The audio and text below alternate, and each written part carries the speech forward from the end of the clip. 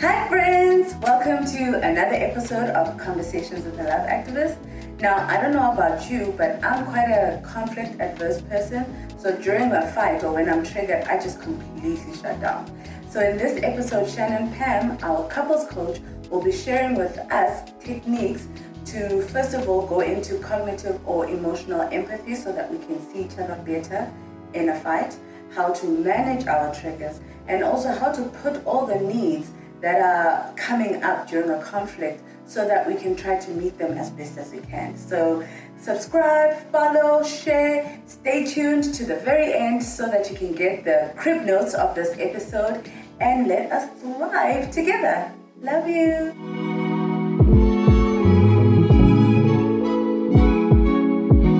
I think it sunk in last week about the fact that we both had different needs, and that the way that we were showing up is that my need is not being met. No, my need is not being met. And so we're kind of able to at least soften by seeing, oh, Quentin is not just being difficult. He has a need for safety. I think what stood out was the language that one can, or the approach, as well as that awareness of Tule's need to connect, yes, and how important it is to her. So right. Yeah, I think it's a give and take to try and find balance there. And it's just also plays into trusting that the person does the right thing. So trust is a big one. Trust. So what is interesting, like how would you define trust? Trust for me is believing that we stick to what we agree. I think for me, trust is almost knowing that the person will act out of love, out of loving themselves and each other. And so that is where their actions are coming from. And so if I trust that, your actions are coming from love, it's easier for me to relax. Trust is such a foundation for every relationship. It is the glue that binds us, but it is also the oil that allows for conflicting conversations or opinions in a way that's not damaging. What do I mean by that? If you trust in the relationship and in another person, you're able to have more difficult, courageous conversations without being damaging one or both parties. Where there's lack of trust, conflictual or courageous conversations can be quite hurtful, because ultimately there's, for the reasons that both of you have shared, when you believe in someone else's intent not to want to hurt you, when you believe in their intent is for the better interests of beyond just themselves, then it's easier to have harder conversations than if there genuinely is mistrust. Now, there's a couple of elements that need to be in place in order for trust to be solid, or in order for trust to actually exist. So trust only exists in a relationship where there's a risk of you being hurt. This is interesting because the trust is that this other person has the potential to hurt me, but they're not going to. That is what trust is. I am vulnerable to potential hurt or to not get my needs met, and I'm handing over power to somebody else that has the potential to either help me meet this need or not, hurt me or not. They have the potential. And if you're not handing over that power, you're not demonstrating trust. If this person has no chance of hurting you or impacting on your needs getting met, then there isn't really a basis for forming and strengthening trust. Trust exists in vulnerability, when we are vulnerable. So if we take the example of last week, both of you had a need that you were worried was not going to get met. And in that not knowing is vulnerability. You're feeling vulnerable. I have a need for safety. I have a need for connection that might not get met, and I'm trying to protect this need. Now, if we think that the other person is trying to push their needs on their agenda over your needs, that's where there creates a disconnect and a breakdown in trust, because the feeling is I'm vulnerable in needing to have this need met, and you're acting like you don't even see that I have this need, that this need is not even important. So when you don't acknowledge that my need is important, I'm now going to not trust that you know that this need is important to me. Because in reality, sometimes we don't understand someone else's need. And so there is the real risk that the other person is just going to bulldoze over your need.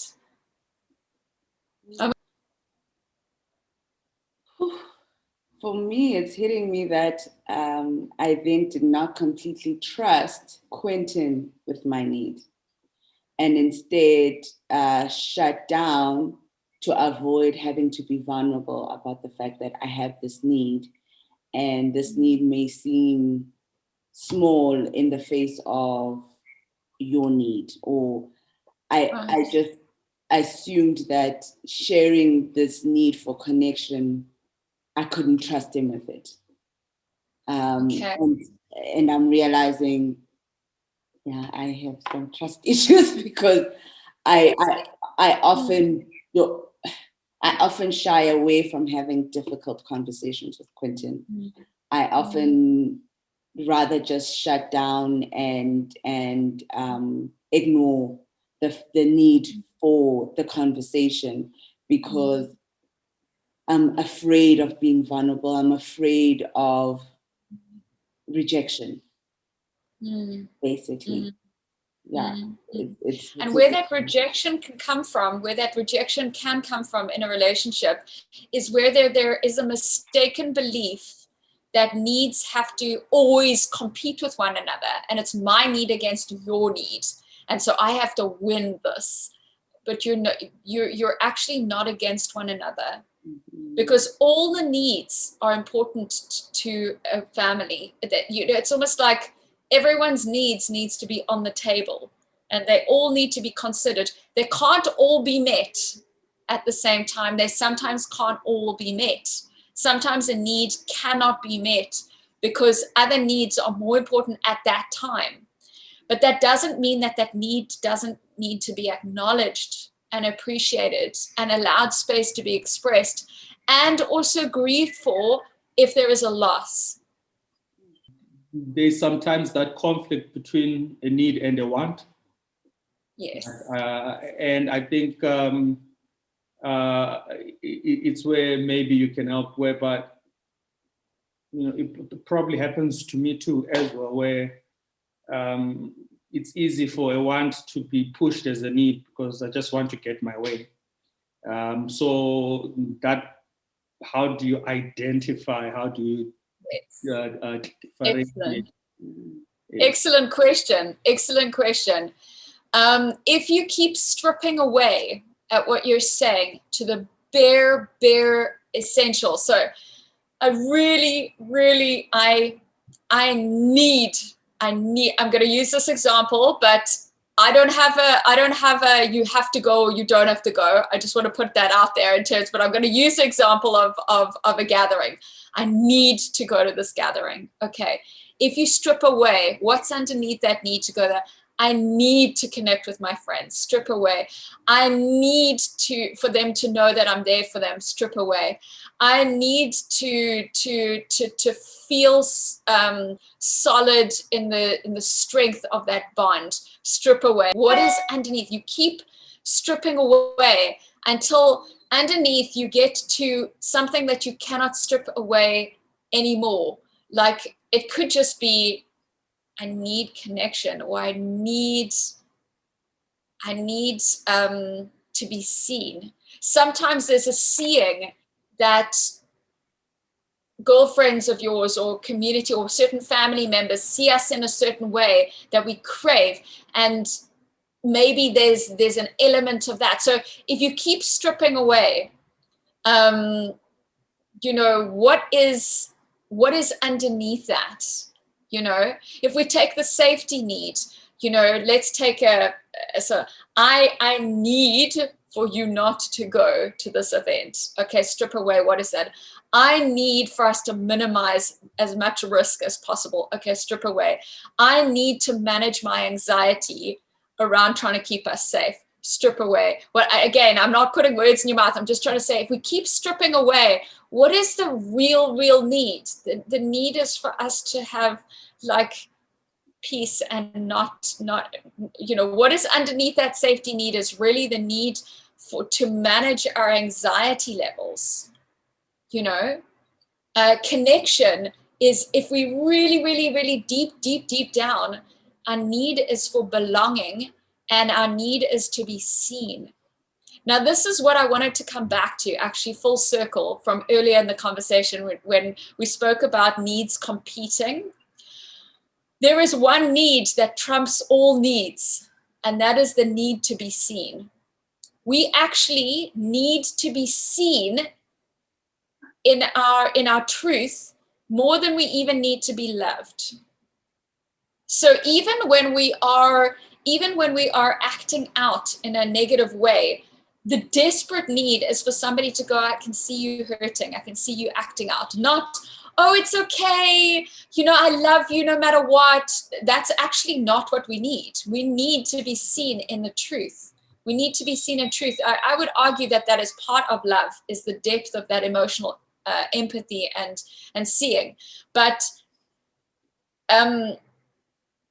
love, if I had to define it, to quote Barbara Fredrickson, who's a professor of positive psychology in North Carolina or South Carolina, I know she's in the States, but she defines love as micro moments of positive resonance. It is micro moments where two individuals feel positive emotion at the same time, and that is amplified. It's amplified because it's shared. That is how she defines love. Love can happen in a moment. And that's why we crave connection so much, because those moments are filled with micro moments of positive resonance. And they help us to amplify our positive energy. Now, the opposite can also be true. Sometimes you can share negative emotions and those can amplify, you know, and cause disconnection and cause hurt and all these sorts of things. So why do I bring this up? Love in itself is, yes, the sharing of positive emotion, but in order to have that shared positive resonance, you need to have both cognitive and emotional empathy. Cognitive and emotional empathy. So empathy is a word that we talk about a lot. Empathy, how would you, like, what is empathy to the two of you? What comes up for you when you hear the word empathy? I suppose to be able to feel how the other person is feeling. Yes. And recognize their feelings, yeah. Yes, excellent. Quentin, to you, what would empathy be? To put yourself in someone else's shoes, more or less, yeah. Brilliant. And you've both demonstrated the two different types of empathy. To feel someone else's emotion is emotional empathy. To put yourself in someone else's shoes is cognitive empathy. The ability to understand where they're coming from and to logically see the sense from their story, even if it doesn't make sense to us, because we come from a different story and we have different priorities in our minds. So, and both are important. We cannot only develop the muscle for cognitive empathy without developing a heart's emotional empathy muscle as well. Because the muscle, if it doesn't get used, doesn't get practiced, and then we default to just one or the other. And sometimes somebody's feeling an emotion that doesn't make cognitive sense. It's an emotional response to their story, to their past traumas, to their needs not being met. And sometimes it is about emotional empathy that's important in that moment. Sometimes it's more cognitive empathy that is important in a moment, and no amount of emotionality is going to help you connect. Can you see how we almost need to strengthen in both of those areas, especially in relationships that are closer, more intimate. We almost need to be able to speak both languages. So Insights, questions. So how do you develop, or how do you strengthen the one? Because it's very obvious for me. I sit in the emotional empathy and need to develop more in the cognitive empathy. Yes. How do you go about developing or strengthening that muscle? Yeah. Strengthening that. Well, I think you've even demonstrated the first step to that by how you checked in today, is just by saying, I took that insight out about our needs, and that's helped me. So when you're dealing with insights, when you're dealing with thoughts and beliefs, that's when you know you're in the headspace. So my invitation to you would be asking more questions. Asking more questions will help you engage your mind, because when you're asking a question, you're really listening to the answer. What's happening is you're processing what's happening through thought. Whereas when you shut down, what's happening is, and you don't dialogue and don't work through thoughts, you're staying in the emotionality of what's happening. You're not opening your mind to the potential that I can feel both sad and disappointed and also see someone else's point of view. Mm-hmm. It's not either or, it's both and. So, but let me. There's actually quite an important, I guess, caveat to what I'm saying. Is it's extremely difficult to step into a cognitive empathy space when there is unexpressed emotions, because it's almost like a clot, like an emotional clot. It's almost like if you're feeling hurt, emotionally hurt, and you don't acknowledge and express that, it's going to be difficult for you to open up to really, really expand. Let me put it this way. When we're triggered, we tend to use cognitive dissonance or psychic numbing. Psychic numbing helps us to block out inputs from outside to process the trigger and the hurt and the emotion that we're dealing with. So when we're shut off from the outside, guess what? We're going to also shut off our ability to empathize. So triggering sometimes makes it difficult, well, most times makes it difficult to have empathy for others. So how do we deepen our muscles for empathy? We need to get better at managing our own triggers. So now it would be a lot easier for you to actually hear each other and to hear me, because you're actually almost in an open and safe. You know, when we feel safe, we have open body language. You know, if we're triggered, how do we manage and express and bring our own trigger down in order to practice asking questions to understand?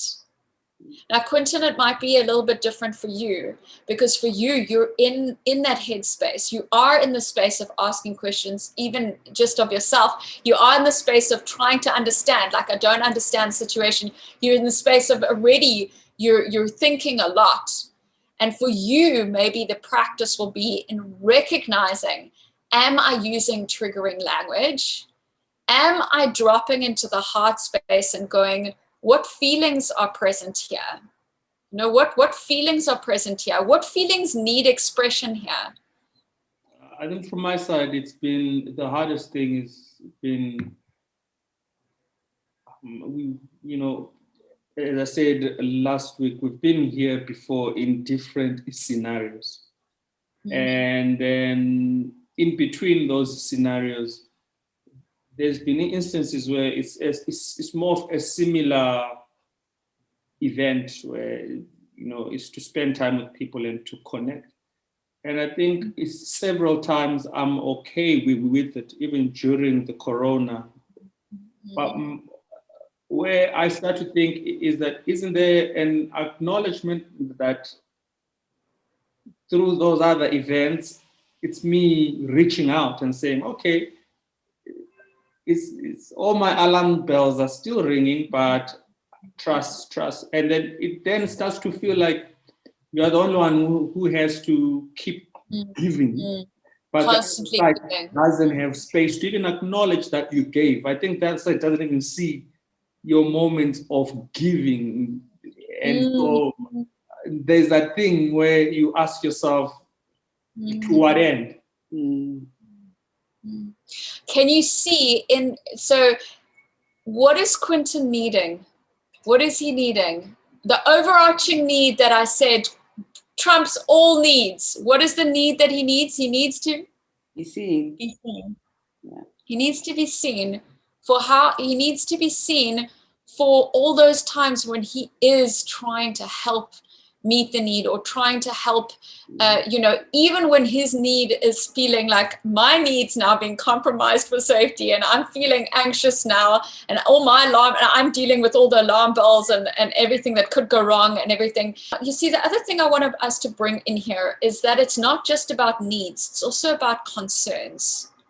So if I had to draw like a circle and I had to cut it down the middle and then cut it down the middle like across the middle like this, there'd be 4 quadrants.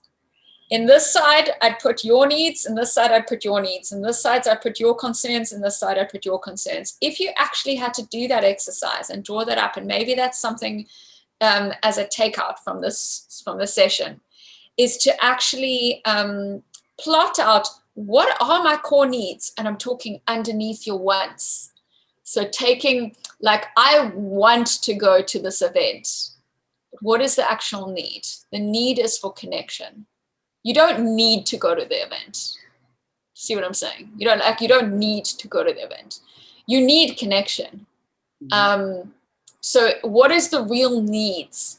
And then, so on your side as well, Quentin, like, you don't need her not to go to that event.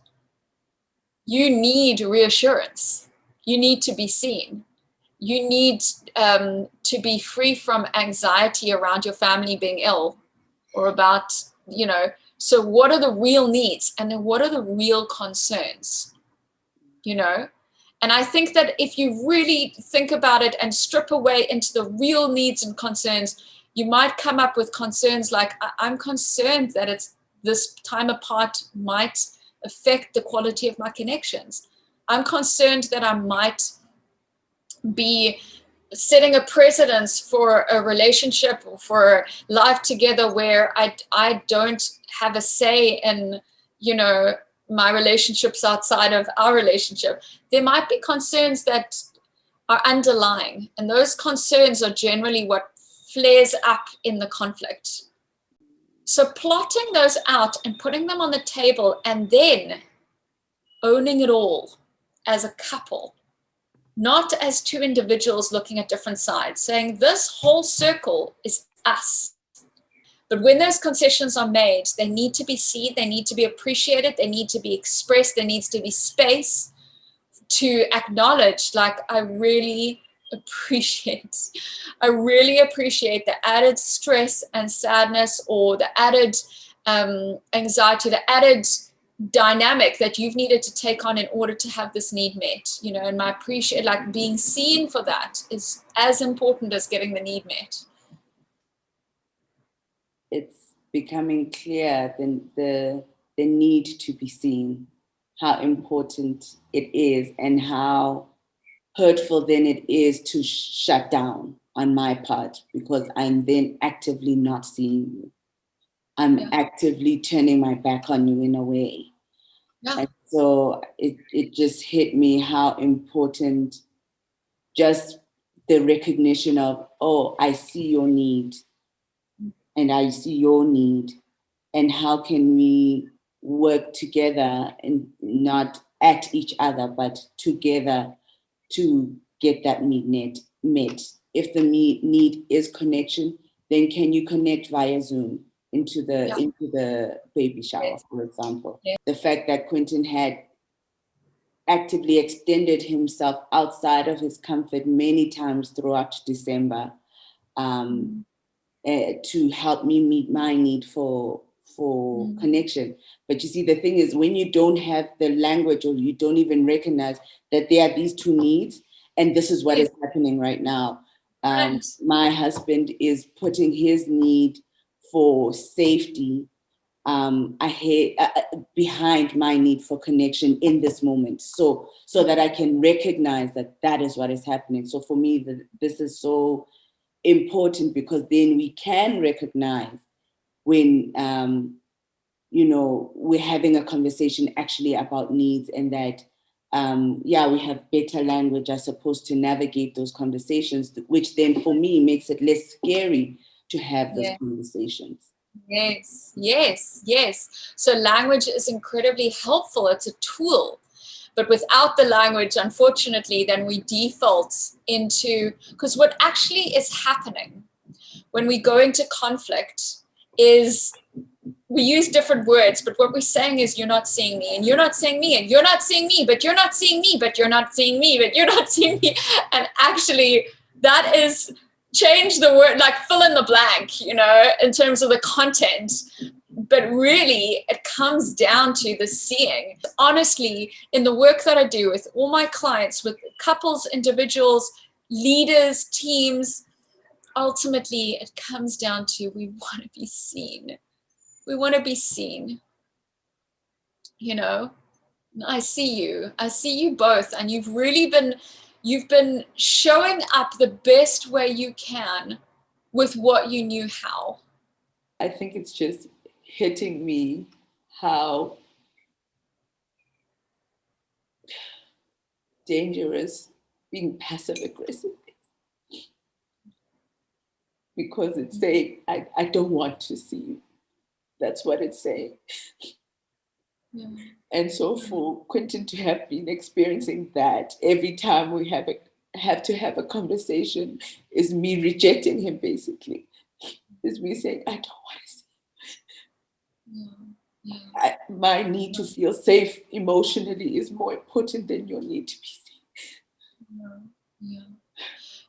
And also I want you, and also just acknowledging that we don't shut down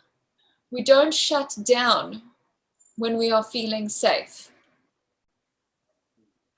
So that shutting down, we need to own our behaviors when our behaviors are closing ourselves off from seeing another. And also, we need to recognize what are the triggers that are causing you to default to that behavior. And we need to make sure that the situation and the engagements between the two of you make you feel safe enough to open yourself to seeing, to hearing. Because we learn those patterns of shutting down, and we use the terms passive aggressive, but they actually can also be protective.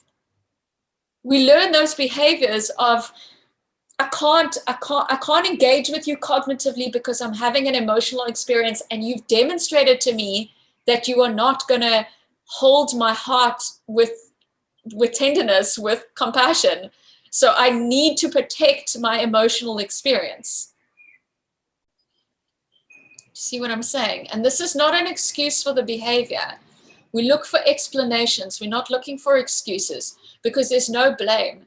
There's no right and wrong. We are all, as humans, trying to get our needs met. And we are using the best strategies that we know how to try to get those needs met. And ironically, shutting down and closing off is actually a way to get our emotional safety need met. But that powerful insight that you've just had right now, and that energy that moves, and I use that phrasing intentionally, because emotions are energy. It's energy in motion, emotion, energy in motion. When we don't move that energy is when we have blockages. When we have blockages, we close down, we contract, we don't open up. When we express them, when we move the emotion, we can move into new spaces, into new territories, into new ways of thinking, being. So again, you can be talking and also be shut off. I don't know if either one of you have experienced that, but shutting off is not just going quiet. You can also be talking at someone and shutting off to actually hearing their side. Mhm. So the opening up of cognitive and emotional empathy comes from a practice of seeing one another. And one of those ways is to get it down on paper and to really see it on an actual physical thing on the table in front of you. So it's not just in the one person, in the other person. The other is reframing and playing back what you understand without tonalities of sarcasm or judgment. You've got to be very careful of that. I want you to be mindful of how you deliver the seeing in a way that is open-hearted. I think for me, I need to practice my delivery. It's something I thought I was doing, but obviously you can always improve. So, and then I also need to practice identifying the core thing behind the whatever it is that is on the table at that time. And also not judge, because at times I do judge, at times I do go like, duh. And it's just to be less judgmental and show more emotional empathy. Yes, beautiful. So some tips on the listening and the communicating, and in a way, well, the empathy without is allowing for pauses. So when you're playing back someone's experience or their emotion or something, not going straight into your point. Like, I get X, Y, Z, but. So whenever you say the word but, what you're actually saying is da da da da da da da. But everything before the but actually doesn't mean anything. My point is actually the point that matters. So removing that construct of needing for your seeing another person to be almost an introduction to you saying your point. You need to almost remove that whole you almost need to just see the person and then leave it. Don't link it back to your need. Don't link it back to, it's practicing until you see their shoulders relax and them expressing either like a visible, you will see it, their visible body language will open. But isn't being seen a two-way? Because maybe someone's being aggressive because they're not being seen. So if it's just dependent on the one party that thinks they're being attacked. Absolutely. We almost want to get to a place where we're seeing one another enough so that we don't get triggered. But when both of you are triggered, it's very difficult because now you're both protecting your own individual needs. You're not seeing each other. So it's going to take one of you to go, okay, let me try and engage this. Very rarely is both of you able to, but with practice, you can get there where both of you like, hold on, we're not seeing one another here. If I don't recognize that, here I am triggered because of XYZ, I then, I'm saying that my person is not trustworthy for me to be vulnerable with, to say, I'm feeling a little bit triggered. And sometimes I'll say, I don't want to talk about it, but I'm not, what I'm saying is I don't want to deal with it. It's not that I go away calm and then come back and say, listen, now we can have the conversation. Right. No, I use that statement as a way to not even touch the subject. Oh, that is very wise. That's very wise what you just said. Like, I really just sitting with the knowing of that. You're not taking that time. You're not taking that time to process and come back stronger.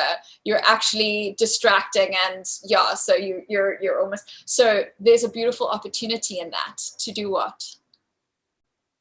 To engage, to to recognize, engage and to share. And if you do need that time to really to say, sure, I'm noticing I'm triggered, I actually do need this time, I'm gonna, and then actively take that time to come down from the trigger.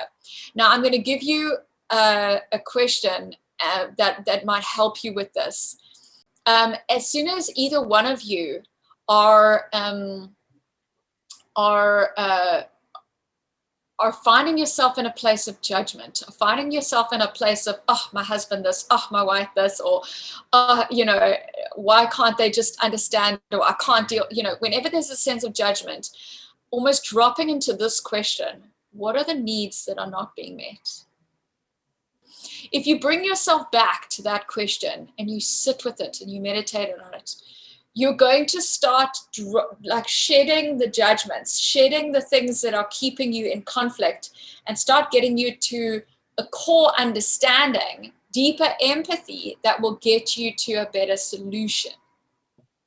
I've known my wife to be a person who likes to please people, so she's a people pleaser in a way. Right. I'm not meaning it negatively or in any way. I'm just saying it how it is. And so at times that need to connect, it's hard to identify a need to connect or a need to please. In a relationship, our greatest gift is being able to mirror for the other person what we're seeing, but we can't do that work for them. We can't, you know, that is, it's a beautiful thing that comes with relationship, that we're able to see blind spots and share those observations. But how we share them is very important, because if they feel like a judgment, then the person's going to defend their behavior and they're not going to open into the learning. Yeah. But if it becomes a safe space where the two of you or individually, you can sit with your behaviors and be truthful with yourself and go, is this really about like what? That's why I say strip away and get to the real need. You might find that the real need is to be liked. And by pleasing other people, you get that need met. And being liked is not a negative thing. It's just sometimes we put ourselves at risk in order to get that need met. Maybe there's a better way to get that need met. I definitely sometimes judge, and then that judgment affects the engagement. Yes, and so that's something I'll need to practice. And at times that judgment, as I was saying at the end, is connected to some learnings, because that judgment also is to say, I don't trust you to have gone through this and found out why you want to do this. And so I'm judging that, no, you just want to go please people. You just want to show that you're a nice friend, you're a good friend, you're all these things. And why are we being put out there for that? So there's that, I end up coming with aggressive energy. I think another big one is seeing each other and what the shutting down does, or what message the shutting down is saying that I don't see you. And for me, that was I don't want you to feel unseen. I don't want you to feel like I don't recognize you. I don't recognize the efforts that you make. That just even thinking about the fact that I made you feel like that. And I love you so much. Like, yeah, but like we all make mistakes. Like I scream and shout. I communicate, but not always in a non-toxic way. So when things come your way that you learn from, you learn from. And as you always say, we work with the tools that we have.